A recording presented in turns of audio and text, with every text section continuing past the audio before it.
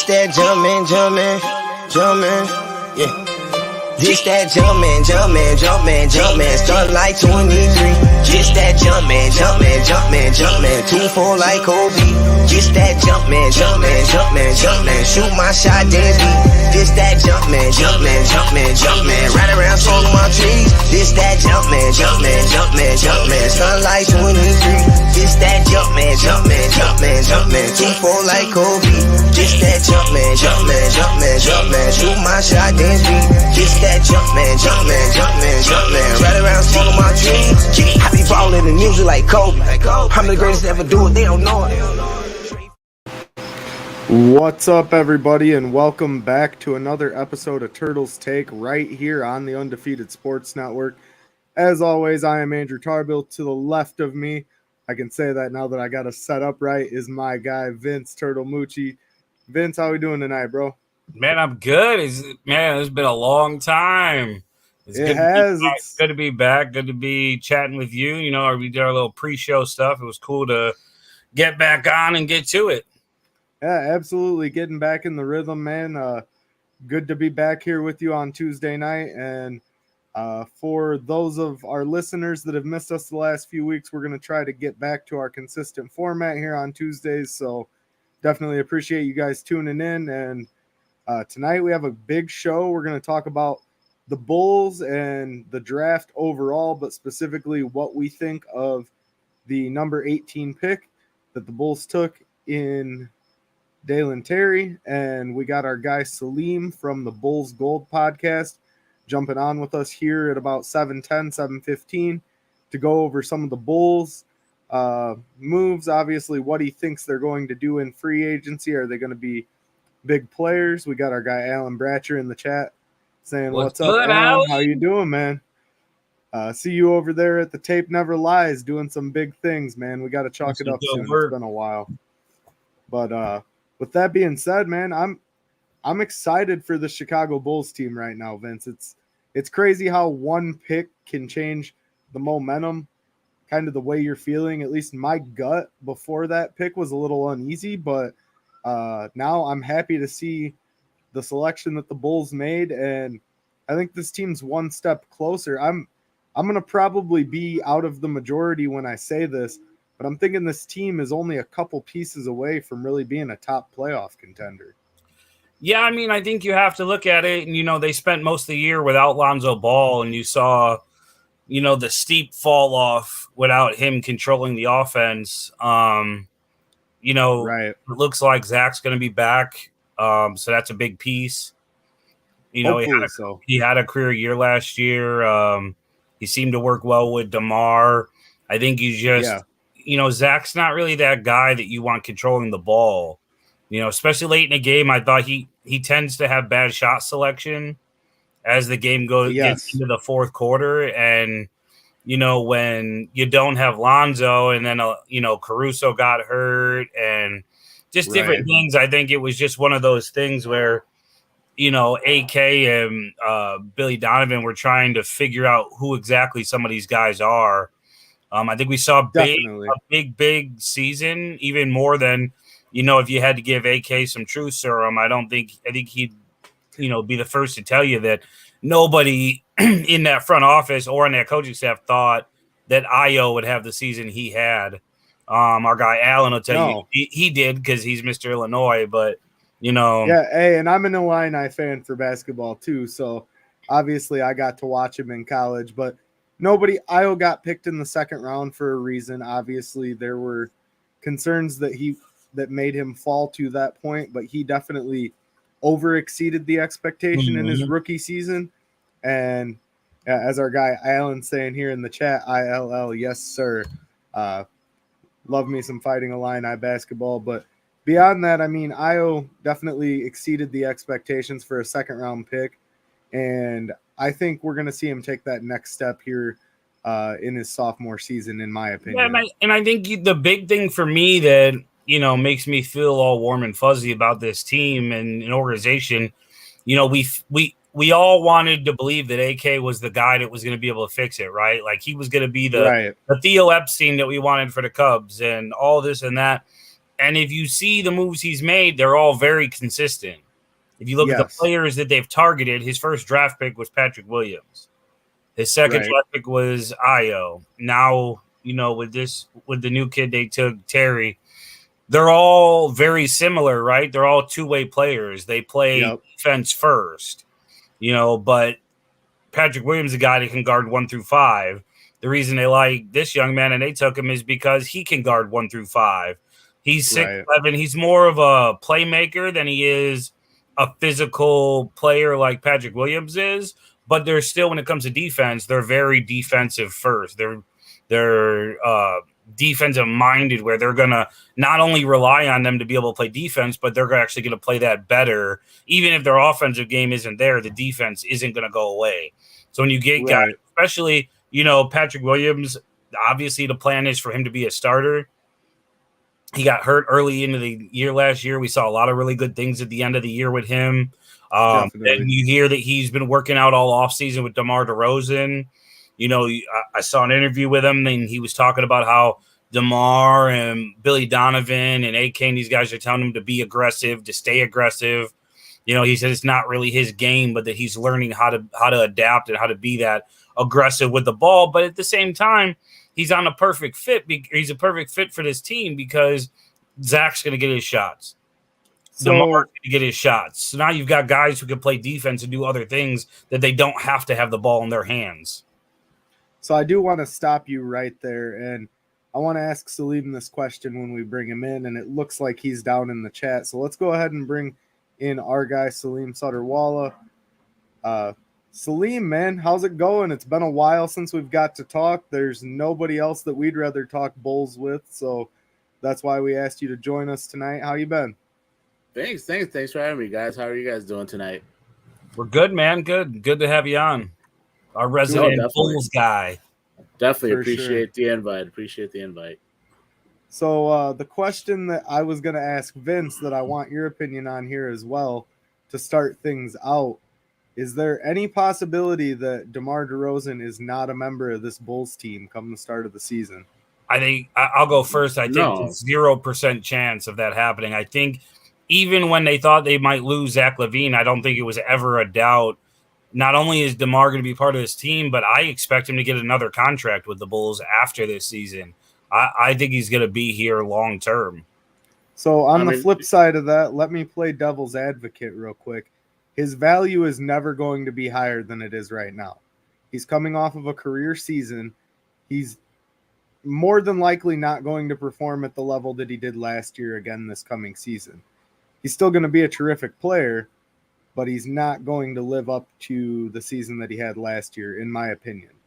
So I think the hope is that he doesn't have that good of a year because he doesn't have to take as many shots.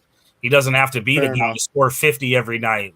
With Zach and hopefully Patrick Williams a little more aggressive, and we don't know what they're going to do in free agency, but with Lonzo coming back and Caruso, you're going to have other guys controlling the ball. I don't think you're going to see DeMar have to do 40 to 50 points every game for them to win. And I think I know it's devil's advocate and not to cut Salim off, but I think you're thinking like the old Bulls where a guy's good. Oh, let's get everything we can for him. I think the Bulls are in a position now, and we saw it with them not going out and getting Rudy Gobert, at least not yet anyway. I think you're seeing them now not willing to give up some of those key pieces because now they're looking to compete, not give away everything in the cupboard. That makes sense. Salim, what's your opinion on this? You think let me ask you, what do you want to trade him for? Like for what? For what? Not why, for what? That's a burning question. And honestly, it's one that I don't know what you're going to get back in trade value for a guy like DeMar DeRozan. I tell you what, I would trade DeMar. Hold on. Go ahead. You're good. Let me go. So what is the Bulls' objective right now? What are they trying to do? I would say to win a championship. Okay, so why would you get rid of your arguably at least your 1B player? And how are you going to get rid of him? You're not going to get an equally good player back that's going to help you win right now. You're going to get probably assets like draft picks and young players. Mm-hmm. That's not going to help you progress to getting closer to that championship. Demar is a veteran, well respected around the league. If the Bulls trade him off like that, that takes a ding to the organization. Like, what's going on? Why are you trading this guy away for? Now, if it was for like a great player, let's say like Kevin Durant. It's the only trade that I was just gonna say. It's the only trade I would give DeMar DeRozan up is if we're getting KD back. Yeah, but if you're trading him just to get assets for him, that's a waste of like time and everything that you did this past season. Like, they're trying to win, so yeah, he's gonna be on the roster unless, like I said, unless he gets included in a trade for a bigger, better player.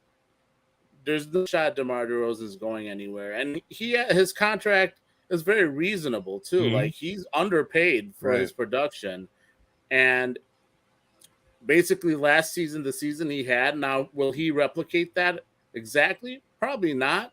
But I don't see him nosediving or anything like that, because a lot of the things that he does, like as far as the skill sets are concerned, they're all fundamental stuff, like his footwork, his handles, his mid-range game.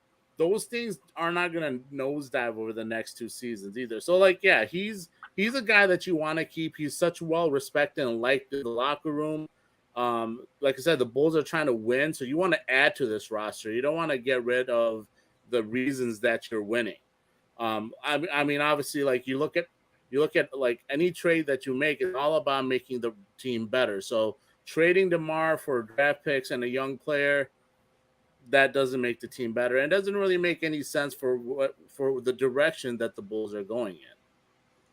So let me ask you this. I'm sorry, let me rephrase. If Kevin Durant is traded, do the Bulls have a chance of going after him? Do they have the assets that it would take to secure a player of that caliber? They probably do, yeah. They would have to give up. I mean, probably one Alonzo or DeMar would have to go for contract purposes, and then Vooch, and then you would have to include Pat and Io, and then a couple of picks. Like, you would have to give up all of that. And then at that point, that's too much for me almost. You're saying it's not. You're saying give up Pat. You're saying give up Io. There's no such thing as too much for Kevin Durant. This is Kevin Durant. He's gonna probably end up as one of the top 10 greatest players to ever play the game, and he's still at least a top 10 player, at best a top 3 player in the league. I mean, I think you're talking about a guy that's a top 2 player in the league. Let's say you keep DeMar. You have Kevin Durant, DeMar, Zach LaVine. You know how many players around the league are going to take less money to come here to play with them? You'll be able to fill out the roster without any doubt. And not that I think the Bulls would ever. I don't think the Bulls are going to get him. I don't think it's a reality. However, I think they could get him for less than that. I think Zach would be part of that deal. It would be a sign and trade with Zach as part of the salary. So then now you're going to keep Lonzo. You're going to give up Patrick Williams. If it's Patrick Williams and Zach, or Patrick Williams and Vooch and some draft picks, and even if his Io's in there, you're still going to be a championship caliber team. So no, you're not trading Zach, because the reason Durant would want to come here is because Zach is here. Like, I think he would be just as fine with Lonzo Ball and DeMar DeRozan. No, he would not, because if you look over the years, Kevin Durant changes like the wind changes. No, okay. I'm saying if you look over the years, he's consistently been a big Zach LaVine guy. Yeah, well, absolutely. I mean, he's a big everything fan. He's a big. Why would he want to come here and play with a worse team if he's already on a team? How is it a worse team? If you take Kevin Durant off the Nets, they're one of the worst teams in the East. Yeah, how is it a worse team? I don't think you would have to trade Zach to get him, and I don't think Durant. Yeah, I'd rather give up Zach than give up Lonzo or one of those guys. I'd rather give up Zach. Zach showed Zach's better than that. What did Zach show you last year that made you think he's a max player, or that he's untradeable? Because what did he do last year that showed you that? Literally be an all-star. Okay, there's a lot of all-stars in the league. A lot? A lot? Yeah, every year there's all-stars. There's 2 all-star teams every year. Like if you 24. took Zach off the Bulls and put KD on the Bulls last year, the exact same switch, just Zach off and KD on, they're a much better team. Obviously, KD is an all-time great and player. I think they're better with. I think they're better with that's KD. Not a Zach. They're better with not a knock on Zach. They're better with KD and Derozan than they are with KD and Zach. No, they're not. Okay. Well, first off, there's thing called basketball where fit matters. Absolutely. Demar and KD play on the same spots on the floor. You need a guy that can space the First floor. off, KD plays power forward and DeMar plays small forward, so they don't actually play the same spot. Yeah, they do. They play in that mid-range area off the. There's a lot of mid-range. You could have two guys that play in the mid-range. No, he would take up space. You need a guy that. There's actually two sides of the court, so you can actually space it out pretty well. Okay. We can agree to disagree. Absolutely. For sure. But with that being said, I don't think that the KD possibility of him coming to Chicago is actually real. I know a lot of guys on Twitter were hoping for it before the draft. I was hearing there were rumblings that maybe they would trade the pick and Kobe White and another guy to make that happen, but ultimately it did not. It was a pipe dream. I was optimistic that maybe they'd be able to pull a rabbit out of a hat to get that pick, but yeah, it all ended when Kyrie opted in. Right. Because that's the only reason KD was going to leave was if Kyrie left. Fair enough. So overall, the Bulls, we don't have a list of picks to go through, but the Bulls drafting Dalen Terry with the 18th pick. What are your initial thoughts and opinions on him, Salim? I hear a lot of people are kind of comparing him to a small, I don't want to say smaller, but a lighter version of Kevin Durant. They see a lot of similar attributes in him. That's going a little too far. No, he's probably closer to like Alonzo, I would say. He's a perimeter player, like for most part. He can probably play 1 to 3. If he fills in a little bit, he might be able to defend some fours. He is right now, so his jump shot right now is kind of shaky. His 3-ball on low volume, he shot a little better last year.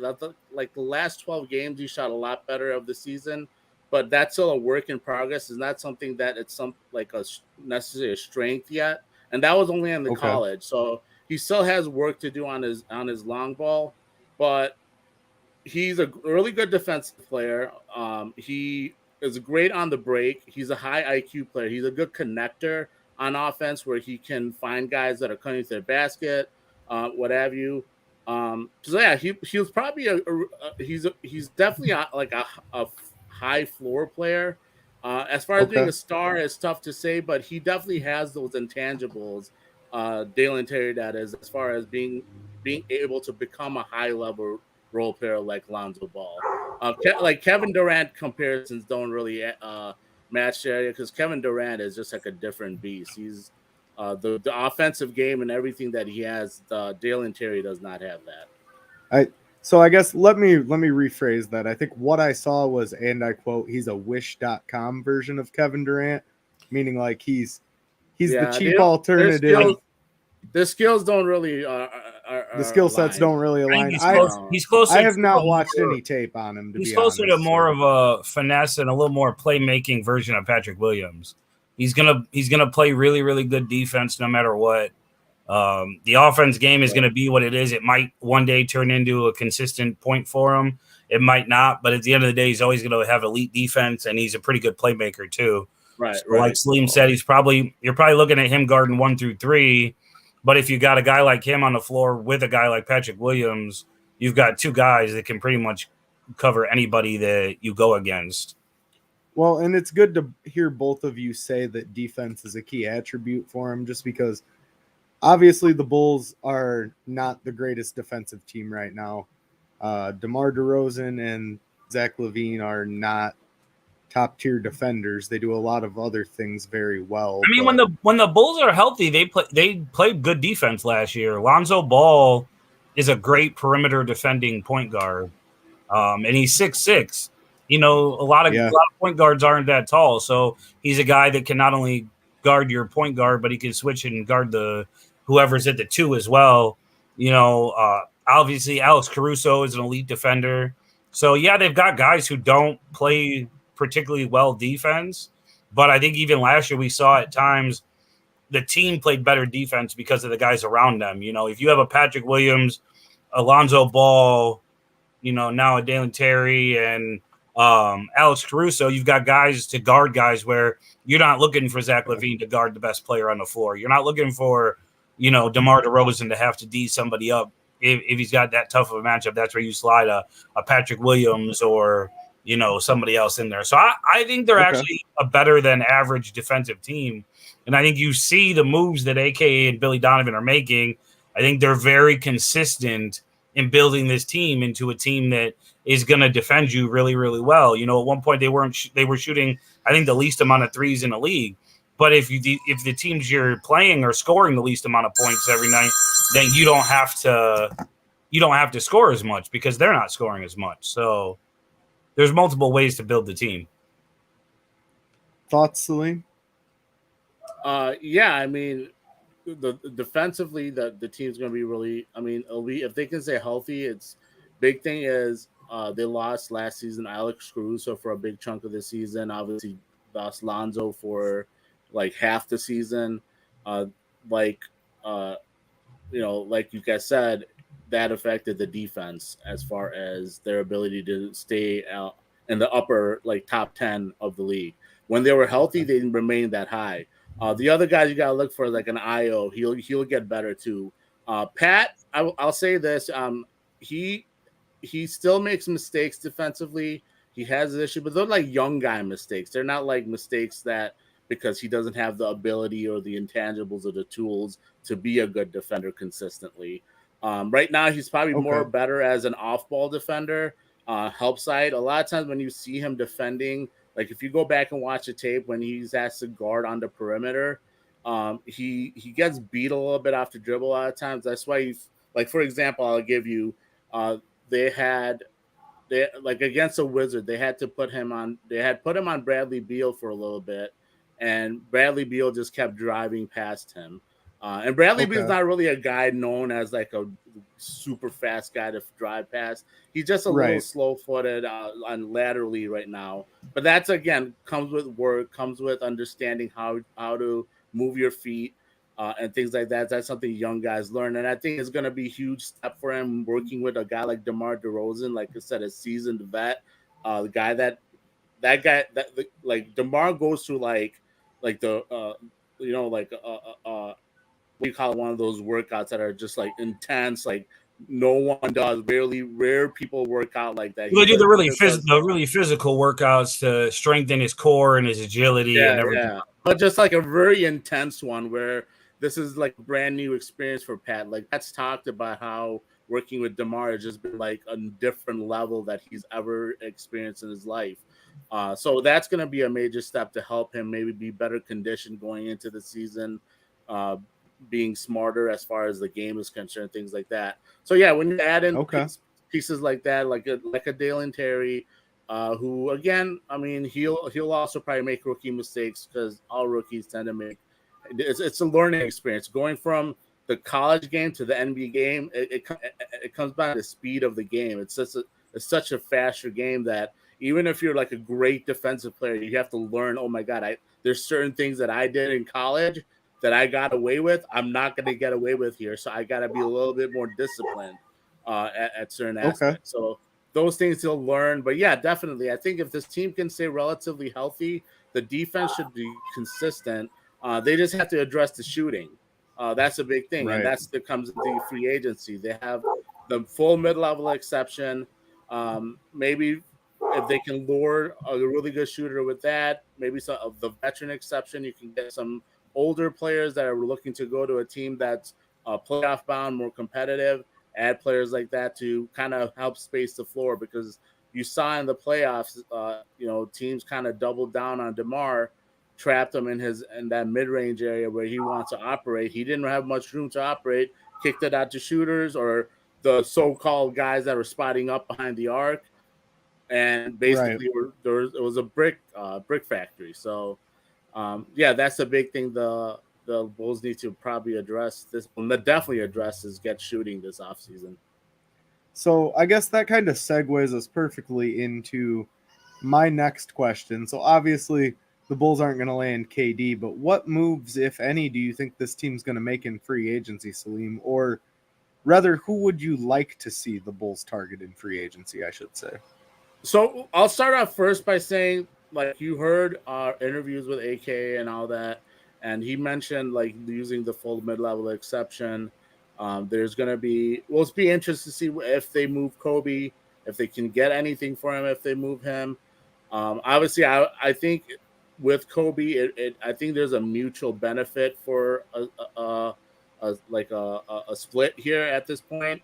I think Kobe needs to be somewhere where he can get consistent minutes, and it's just not going to be here because how filled the court already is. And that's before we add someone like Dalen Terry. We already have Lonzo. Lonzo's sounding like he's going to be progressing to be able to play start of the season. Then you have obviously Alex Caruso, Io, Zach. That's a lot of guards in the backcourt. How many minutes consistently is a guy like Kobe going to get? So that comes into play. So maybe you can get something for him, maybe someone, a veteran that is more ready to help right now that's on a young team. You do a little swap there. Could be potential. Now with the mid-level exception, I'm looking at guys like maybe you can convince a guy like Nicholas Batum, really great shooter, veteran.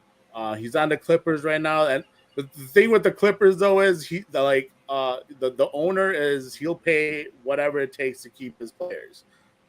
That's the thing. He doesn't care about how much tax he pays. We wish we had an owner like that. Like he'll pay whatever. Just add everyone to the roster. I'll keep all my players.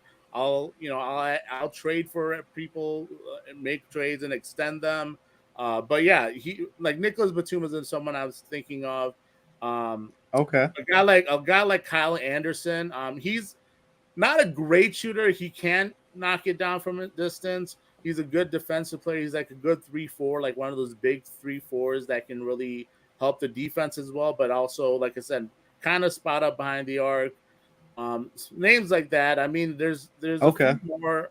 There's somebody you had mentioned today. I don't know if all of you guys follow Ricky O'Donnell, but he mentioned a guy like Carmelo Anthony. Like Carmelo's kind of surprising. He can shoot the ball.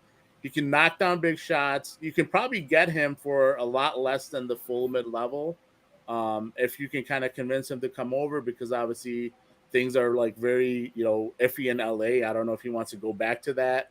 I mean, the Lakers don't look like they're going to really be able to make that team much better than what they have. Their only hope was Kyrie, and I don't know how much more they can do. Obviously, Westbrook opted into his contract, which was like always going to happen, like $47 million. He wasn't going to walk away from that. The Lakers are in a tough spot. So maybe Carmelo is looking at, I need to go somewhere where I can maybe still compete. And then maybe I know the other thing the Bulls also kind of need, they do need to address is a little bit more rim protection behind Vooch. So maybe if you can go get a guy like JaVale McGee as well. He's a good rim running big. He can protect the rim as far as a shot blocker, good energy off the bench. So stuff like that. You got to get smart, hit on your margins, and those are some of the moves I'm thinking if they don't go and get like Rudy Gobert. Like if right now supposedly the stall is they don't want to include Pat Williams, and I understand why they don't want to include Pat Williams. It makes sense. But we'll see what happens with that route too. But it's more and more sounding like they'll be using like the mid-level exception and veteran minimums to add shooting and rim protection in that regards. We got a couple comments here in the chat that I want to bring up. Scott here saying thoughts on TJ Warren. He could be, so TJ Warren's interesting. Like when he was healthy, he was a legit starting 3-4. He had some really good games, and that, if you guys remember the bubble, he went off. He had I think almost a 50-point game in the bubble, or he did have 50. I can't remember exactly. I think it was close. I think it was 45 plus. His foot has been a real problem for him. I would not mind taking a gamble if you can get him for the minimum. See if he can kind of be a reclamation project. See if he can kind of build up his value for a year. It would be tough trying to get him for the mid-level. You don't want to commit that much salary for a guy that you don't know if he's healthy. He really hasn't played much. in the last like Okay. so and like I said, he injured himself in the bubble, and the bubble has been a long time ago. And he still Right. barely played at all because of that foot. So yeah, definitely a guy like TJ Warren would be worth a gamble to as a vet minimum. But I wouldn't want to sign him and expect him to be like the main piece that is going to be your big offseason signing. He Okay. definitely worth a gamble, but I would probably try to get him at like a minimum level and then see what you can do as far as regaining any value he has left in his league. We do have a couple more names here in the chat that I want to bring to you, but before that, you said Carmelo Anthony. I would absolutely love to see Carmelo Anthony on the Bulls. Just been a fan of his since back in the day when he was in Denver. My dad's a Syracuse fan, so I even watched him play in college back in the day. And Anthony, terrific player, great all-around career, and it'd be cool to have him close his career out here in Chicago. I'd be all for that. Yeah, I mean, like I said, it's a situation where he provides what the Bulls need. Bulls don't have a lot to work with because obviously they're an over a cap team. So I mean, you got to get creative a little bit, and maybe if you can add a guy like that with not a lot of money, then you have more access to your mid-level exception. Maybe he even comes for the minimum. I mean, you never know. So then you have your full mid-level to go get another promising veteran player that can help you win next season. It comes down to more about, again, the depth for the Bulls, because last season, again, when you had those injuries, you did not have much of a bench to rely on. It looked nice when everything was healthy, but you can't always expect a team to stay fully healthy. If you look at around the league in general, look at like a team like Miami, for example, I'll give you. They had a ton of injuries. They had Kyle Lowry in and out of the lineup. Jimmy was in and out of the lineup. I think even Bam at one point was missing like a big chunk of time. But they've had a lot of good those marginal signings that they've developed, like Cody Martin. They had Gabe Vincent, a guy like Max Strus that, unfortunately the Bulls had him on a two-way at one point, and just when the new regime took over, it was just kind of like a missed opportunity where he had torn his ACL and they just kind of let him go. It's just kind of one of those situations where one got away from the Bulls. But yeah, those kind of pieces like that stepped up from the bench, because you're able to take the hit from the injuries, and all these little pieces still help you win. Duncan Robinson, I think that someone was mentioning. It's tough with him. So his contract is really big. I don't think he's worth trading for what you would have to match salaries wise. And the issue with Duncan Robinson he becomes completely unplayable in the playoffs, because defensively he can't do much. And then when he's not hitting his shots, it just you can't play this guy. That was the main issue with him in Miami. That's why you saw him get benched. He just couldn't hit his shots, and then he plays zero defense. Yeah, I don't want no part of Duncan Robinson. Yeah. It's just zero. And really, it's his contract, because it's a tough contract to trade for. The Bulls would have to give up a good player that's on a bigger contract to get him. I think they're going to wind up. I've heard Nicholas Batum a lot for the mid level. I think that would be very good for what this team's trying to do. The other one you've heard a little bit about. It all kind of depends. Now John Wall going there too, so it depends. It might not be as interested in Kobe White now if John Wall goes to the Clippers, but Luke Kennard from the Clippers. We've heard a little bit about the Bulls being interested in him. He's he's one of the best 3-point shooters in the NBA. So especially when you're a team that's one of the fewest 3-point shooting teams in the league to add the best 3-point shooter. I think he shot around 45% from three last year, 44.9, something like that. The contract isn't horrible for what he gives you. So I think he fits. You've heard a lot of buzz. You hear it every year about Derrick Rose, but I think the guy from the Knicks, everything it says the Knicks are going to go full in on Jalen Brunson and give him a 4-year, $100 million deal. So I think if they do that, there's some wiggle room there. Some guys become not as hard to obtain, but the big piece there I think would be Mitchell Robinson.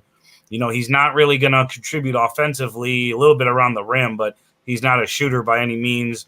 But he's one of the best shot blockers, in the NBA. And he's just that 7-foot big presence to protect the rim. And from the reports we've heard is that AK and the Bull and Billy Donovan and everybody in that brain trust of the Bulls, they like the pairing of Vooch at power forward and Robinson at center. And you can play them both because they do different things. For where Vooch doesn't play that physical around the rim, Robinson is, but where Robinson doesn't stretch the floor, Vooch does. So there's some stuff there too, depending what it would take to get, whether it would be a combo of Rose and Robinson. Now you've got your 6-man and Rose to pair up with Caruso and some of these guys that are going to be coming in off the bench, plus Mitchell Robinson. And it all really just depends on Gobert.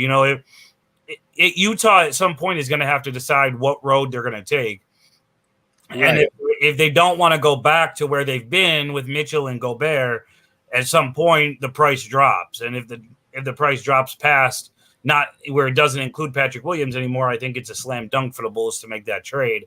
They've planted their feet. They've decided Patrick Williams isn't a guy they're looking to move, and they're not going to move him for even if it means not getting Rudy Gobert. So then you start to look at other options, and I think that's where the Mitchell Robinson comes into play and some of those guys that can help you out without, giving up a Patrick Williams or somebody like that. A couple other names that I'm seeing here in the chat.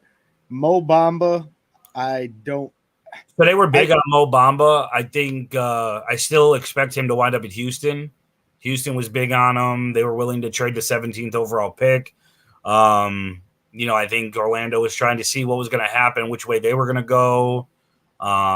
Report came out today that Chet Holmgren tanked his workout with Orlando to not wind up there. So then they went a different route, so they could still be looking for somebody at center. So maybe they make it work with him and they don't wind up moving him. But if he does move, I still think Houston's the front runner for there. But he's a guy that makes a lot of sense for the Bulls as well.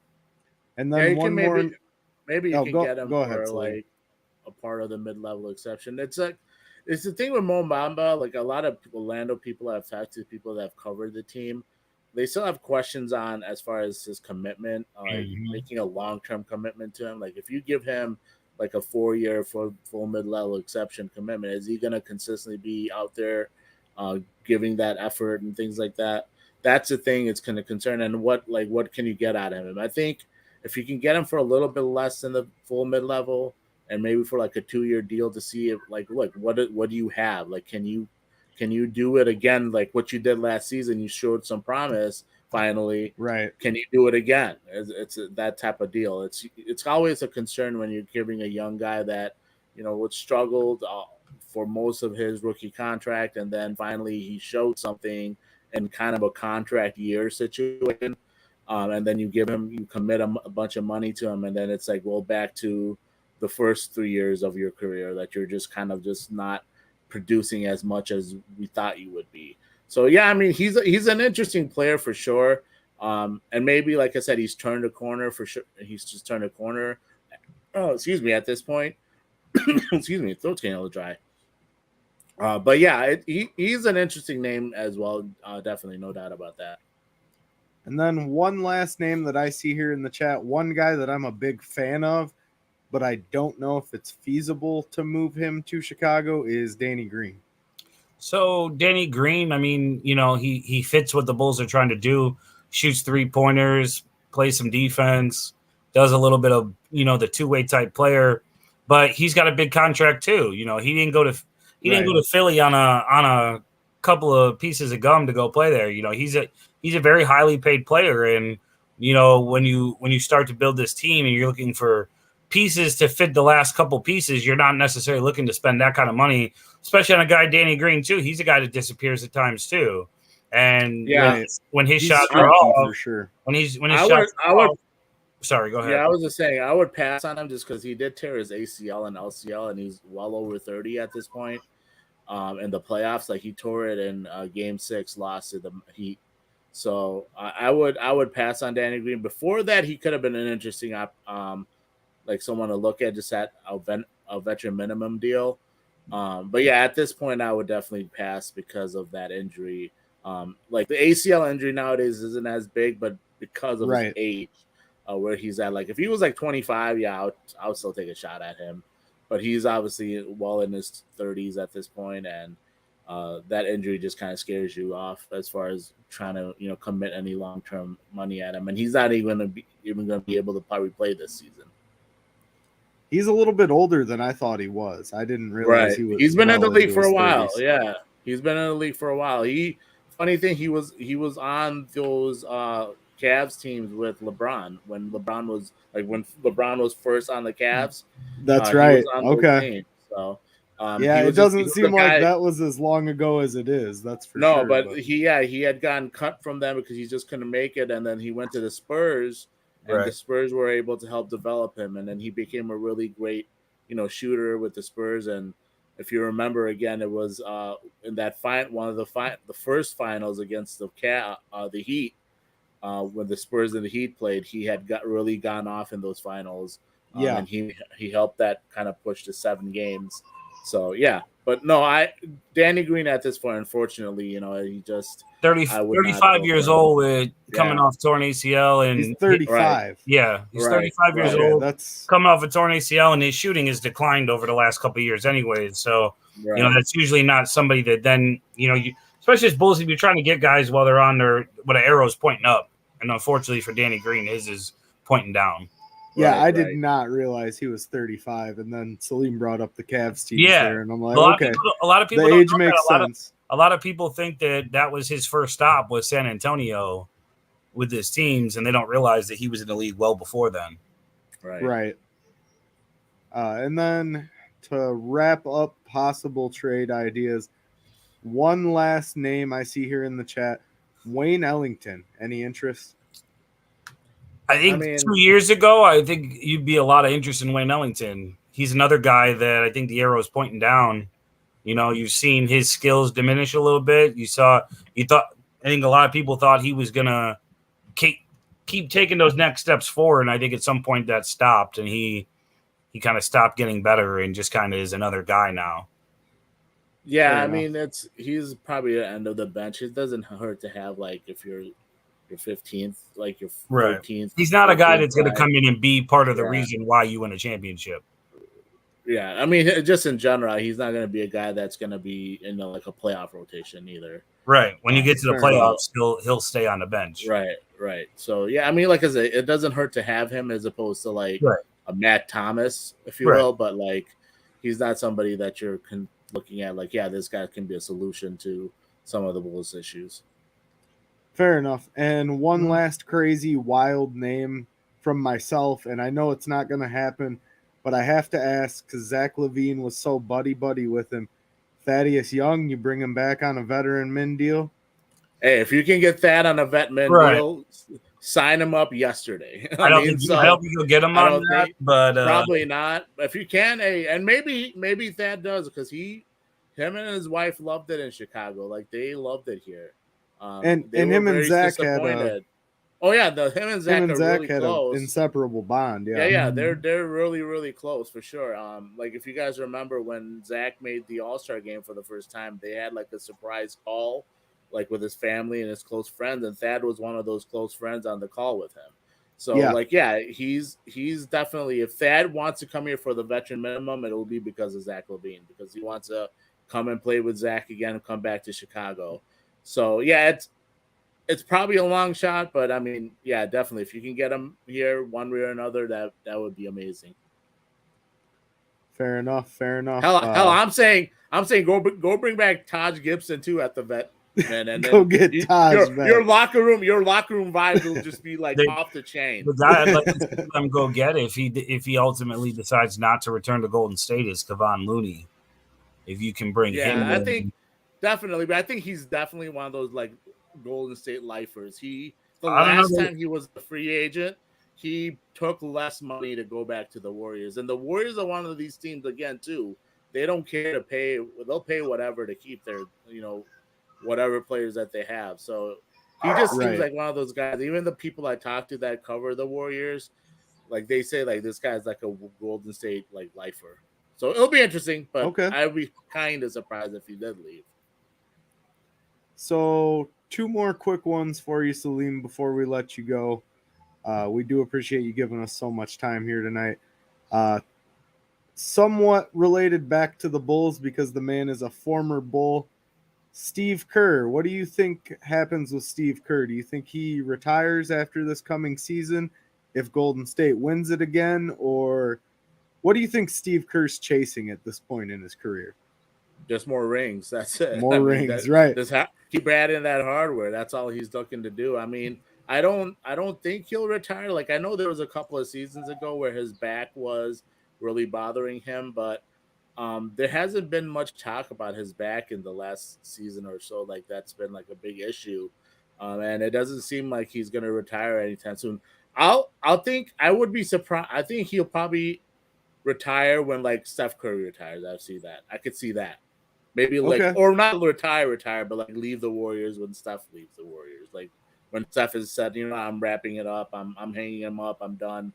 For maybe then, but I'll be pretty surprised if after next season, even if they don't win it, he like said, okay, I'm leaving. That would be kind of surprising because it hasn't really been talked about the last season or two. His back hasn't been a problem.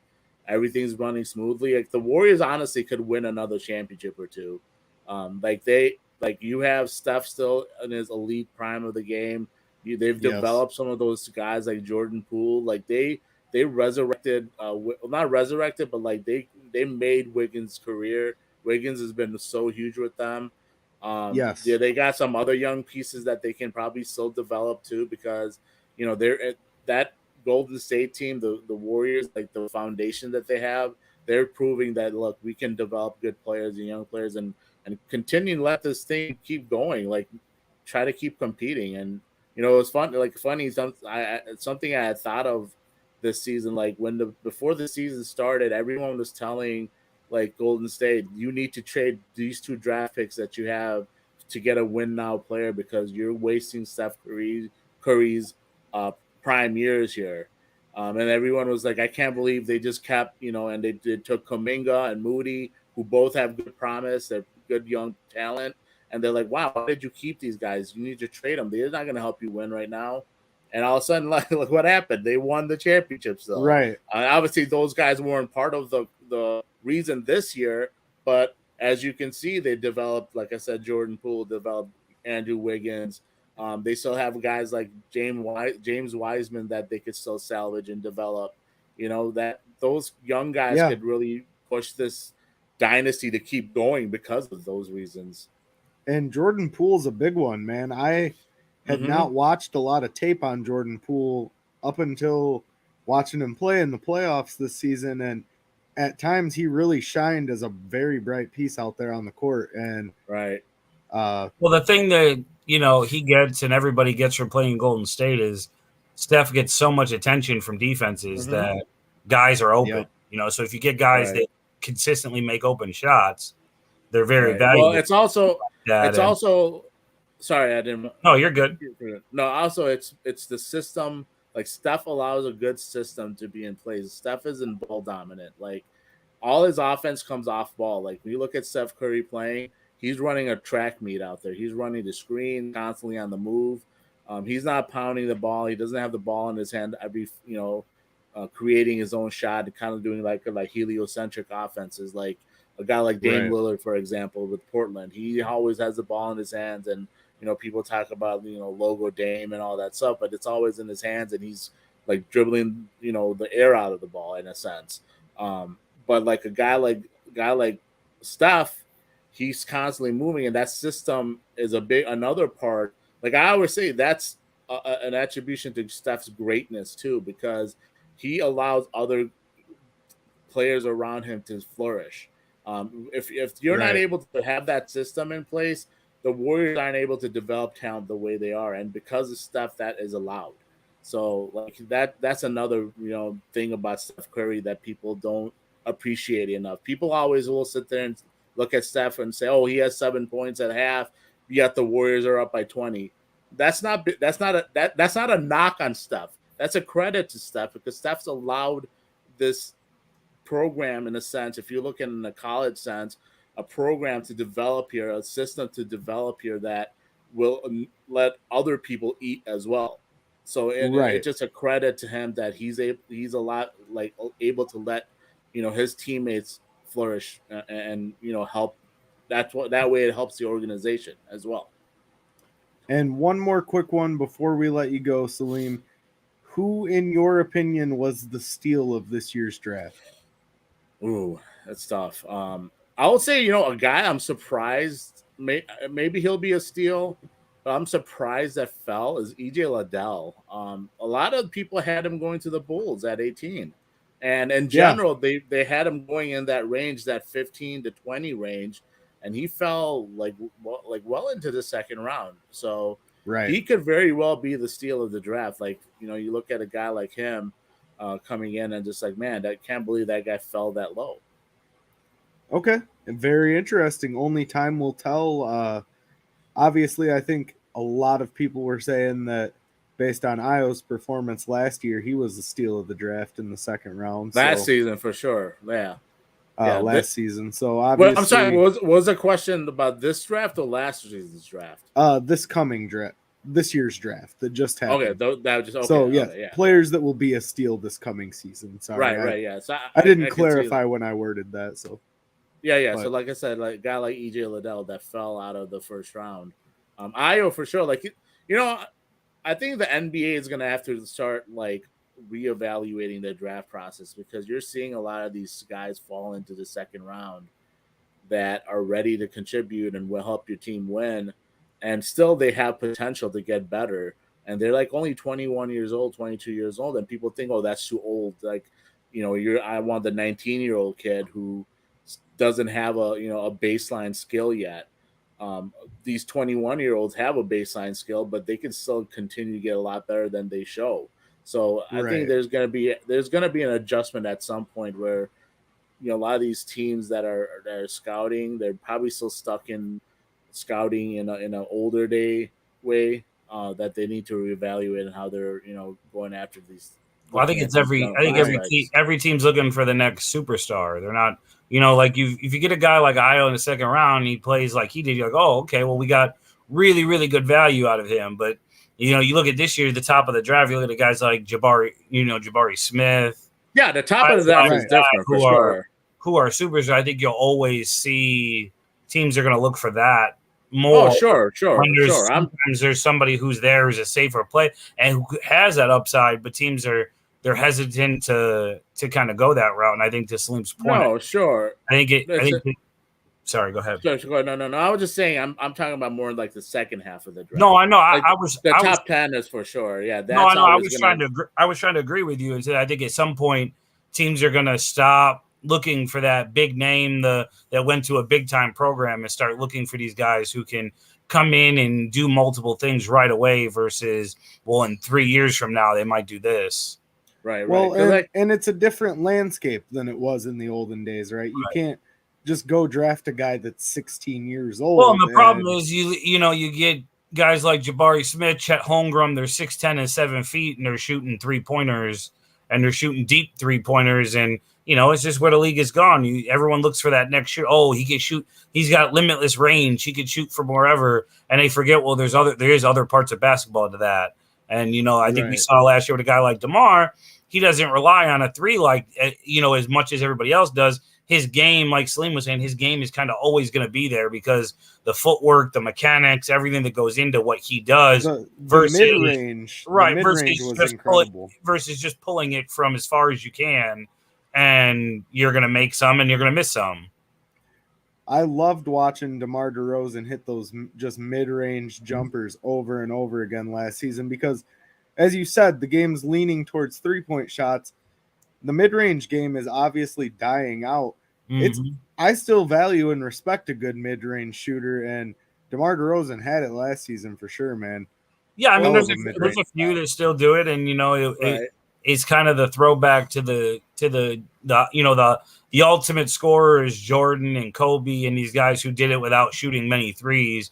Obviously, Kobe shot more than other guys as time went on, but guys who were elite scorers but didn't involve a consistent 3-point game as part of it. Yeah, I mean the mid-range game, like the people that are good at it still take it plenty. Like they're not. It's not a shot that's discouraged. It's about if you're a bad mid-range shooter, like they prefer you not take that shot, especially role players. You look at a guy, for example, again, Lonzo Ball is a high-level role player, but he does not have a mid-range game, so he's much better off being that high-volume 3-point shooter because he can knock that 3-ball down, and you want him taking more efficient offense because he's not a primary scorer, so you don't want him, kind of standing around in that mid-range area. But you look at a lot of the times in this league, when you look at your primary ball handlers and scorers, they'll take the mid-range shot because they tend to be good at that shot, and it helps them. It's harder to defend them when they're able to take that mid-range shot. So it's more. It's not as simple as no one takes the mid-range. It's just about who you're talking about. It varies, and I said, you see your Chris Pauls, you see Steph Curry, you see Steph takes mid-range shots. You see Kevin Durant works off that elbow, that mid-range elbow. We talked about Demar. When Kawhi plays, hopefully he'll be back this season at some point. We'll see him. Right. He's another guy who's elite mid-range guy. Another guy, Paul George on the Clippers team. That's his teammate. Shoots mid-range shots.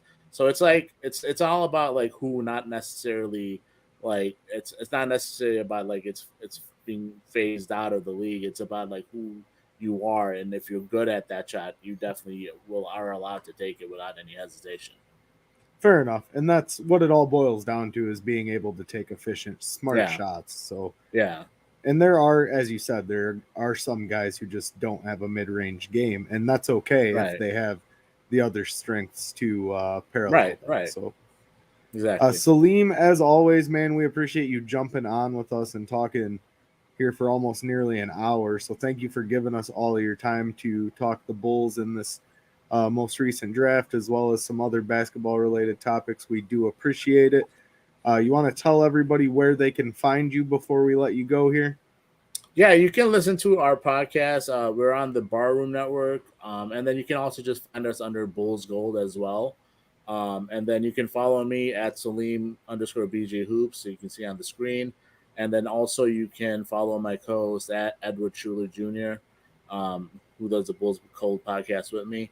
But yeah, you can find our podcasts on all various platforms that you listen to your podcast. And then, follow us on Twitter at those handles. All right, Salim, as always, we appreciate it. Next time we go to talk Bulls, we'll be sure to reach out. So thanks for joining us, and we appreciate it. Great talk as always. We'll talk to you soon. Thanks, Sounds brother. good, guys. Yep, have a good night, guys. Yep, you too. Bye-bye. Man, as always, Salim Suterwalla, there from Bulls Gold. Excellent Bulls conversation with him. Always. Very knowledgeable and resourceful. He talks to a lot of guys within the media of not just the Bulls, but different teams. The whole league, right? He's all over the place there. I thought you guys were gonna jump through the screen at each other over that KD and Zach talk, but these shows are no fun if you agree on everything. Oh, absolutely. No, that was some good debate, but realistically, I like where this Bulls team is headed, right? We're trending up, the arrows pointing. Well, I mean, and that's what Chicago sports does, right? Like you get polarizing figures where people are split on what side of the line you fall on. There's guys who like Salim, who are huge Zach LaVine fans, and there's guys like myself who I like him. I'm glad he's a Bull, but I don't think he's the be-all, end-all. He's not untradeable, in your opinion. First off, I don't really think there's anybody that's untradeable. If the deal's right, anybody's able to. Fair enough. But especially Zach LaVine. I mean, Zach LaVine's not 21 years old. He's not. He's what, 27? 26, 27, something like that. So, I mean, he's not, I'm not saying he's old, but he's not just coming in the league. He's not young. You don't have his whole career ahead of him, and right. At this point, at some point you have to figure Zach's not going to keep getting better. He's going to start to decline. Right. And I just, it goes back to that pivotal key conversation that differentiates between if you're a Zach fan, how big of a Zach fan you are. And I don't like the ball in his hand in the fourth quarter of a championship game. I don't like the ball in his hand. You don't like watching him play hero ball in the fourth quarter? I think his shot selection. He takes dumb shots in clutch time. Starts to kind of taper off as the game goes on, rather than get better. Where I'd like it to be more of a guy who gets better as the game goes on, as far as shot selection. That being said, I can see that being said, sure. Zach is a superstar. Like he is. He's a superstar. He's a max player. He's all of that. But at the end of the day, every team's got max players. It's just a matter of how good they are, right? Like, Jalen Brunson's about to get $100 million from the Knicks. Maybe he's worth it. Maybe he's not. It's gonna. I'm on the fence about that one. I think. Unfortunately, sports today, and really everything today, but as far as definitely sports is, well, I had a great year this year, and my contract's up. So, let's pay him, for what he just did because we think he's going to do it again. But, a guy like Jalen Brunson who hasn't done it, year in, year out, hasn't done it. It's like, well, how do you know he's going to be that guy? Especially coming from a team like Dallas, how do you know that it wasn't the Luka effect? Golden State with Jordan Poole, how do you know it's not the Steph Curry effect?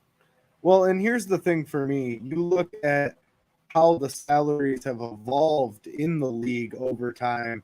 And don't get me wrong, obviously this isn't the late 90s, early 2000s, but you look at, I always go back to this example, and it may be silly as a biased Bulls fan, but you go back to a guy like Scottie Pippen in the late 90s who was the second best player in the league statistically and had like the 150th highest contract.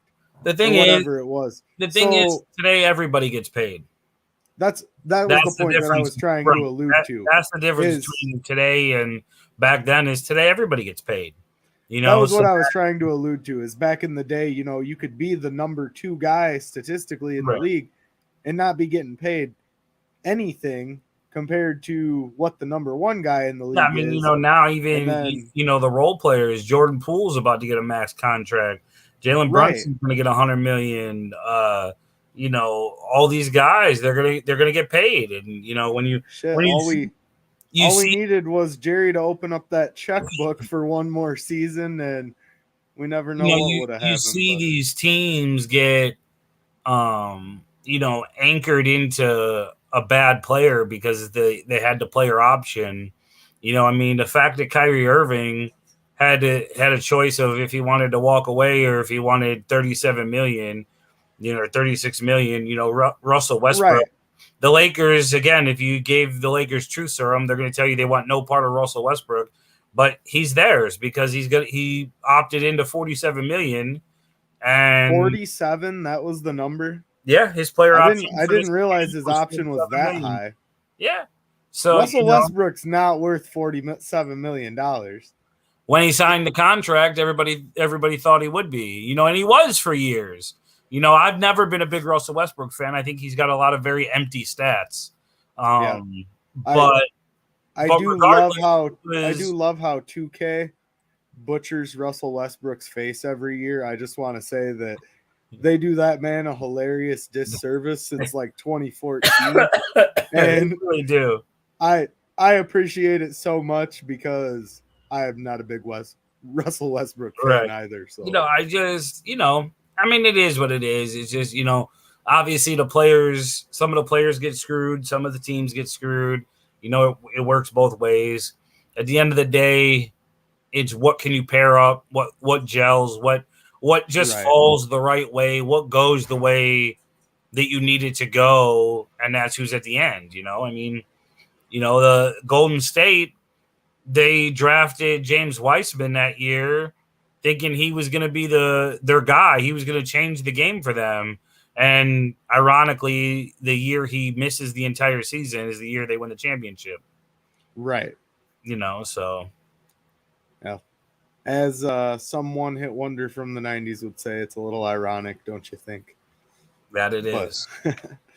With that being said, man, Vince, it's been a great show. I appreciate that we finally got back to our Hell norm yeah. here, getting back into the routine and enjoying doing it. So we're going to, as I said at the beginning of the show, get a little more consistent here for you guys. Unfortunately, life's happened on both sides for us recently, and we've just had some overlapping commitments, but we are back here to reclaim the Tuesday night spot and talk all things Chicago sports here on the Undefeated Sports Network. So as always, it's been a great show, Vince. For those of you still following along, we appreciate it. Make sure to like, subscribe, and follow the Undefeated Sports Network on YouTube, Twitter, and Facebook. A lot of good content being posted on all three sites. Go add me on Twitter. I need more followers. Yes, go add Turtle on Twitter. I've even tried to be active lately. I'm impressed. You have been stepping your Twitter game up. I will say that. I'm impressed. But I'm trying. With that being said, guys, we appreciate it as always. Thank you for joining. Thank you for following, and we'll see you next Tuesday right here on the Undefeated Sports Network with myself and Vince. Have a good night, everybody.